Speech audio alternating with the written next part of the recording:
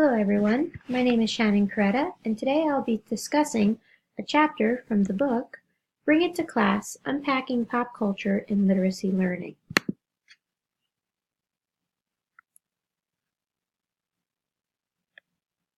What do we mean by pop culture text?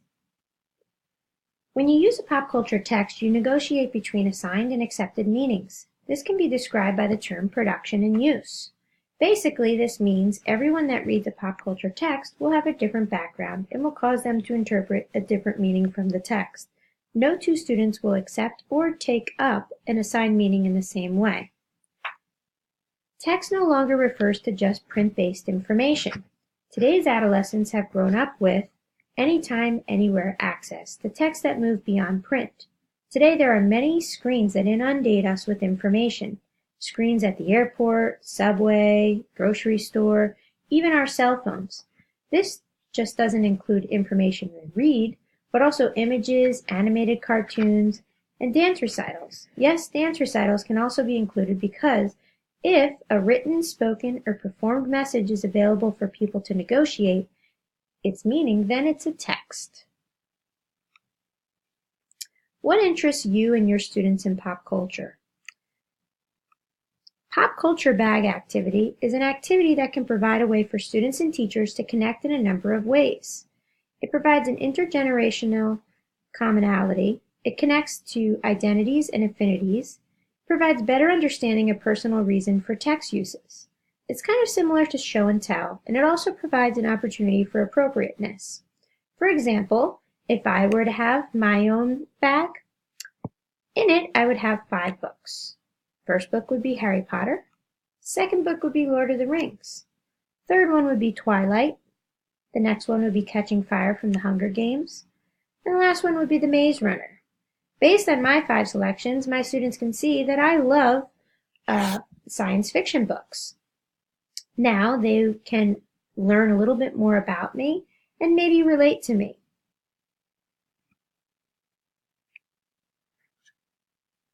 Pop Culture Survey is another way to connect meaningfully to students' pop culture passions. With this survey, it allows students and teachers to study text as artifacts. If you were to do this pop culture survey, you should follow a few simple directions. Number 1, you should consider the demographic makeup of your students in relation to their own backgrounds. Next, you should always complete the survey yourself first, because if you encounter any problems, it's best to figure that out before you do this activity with the students. Next, you and your students should share your findings. And lastly, you want to guide your students in analyzing similarities and differences in pop culture text preferences and uses across categories of race, class, gender, and age. Connecting pop culture texts to concepts in the curriculum. We don't see things as they are. We see them as we are. I really like this quote because students can see something from their point of view and express their feelings and opinions in powerful ways. Such opportunities need not compete with an already busy or overloaded curriculum. Instead, they can complement it and make school text more inviting, comprehensible, and memorable to students. This can create valuable opportunities for learning that might otherwise go untapped.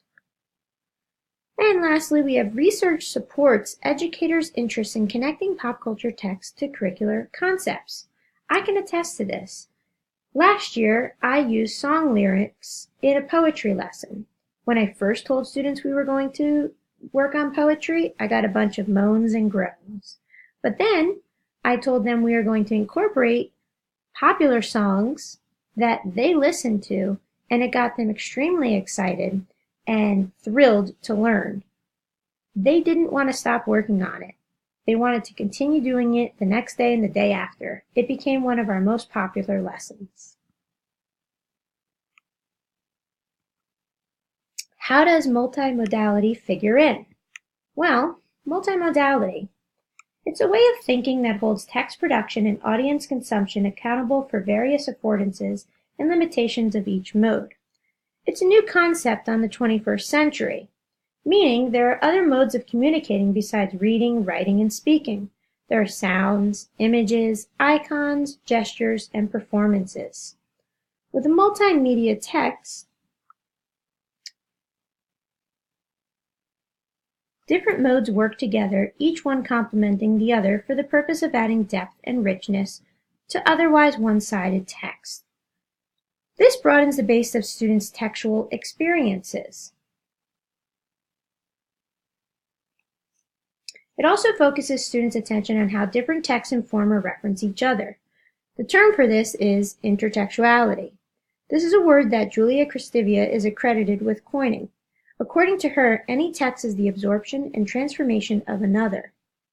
Again, this refers to someone with a different background and personal experience might interpret a text differently than someone else who had a completely different background or experience.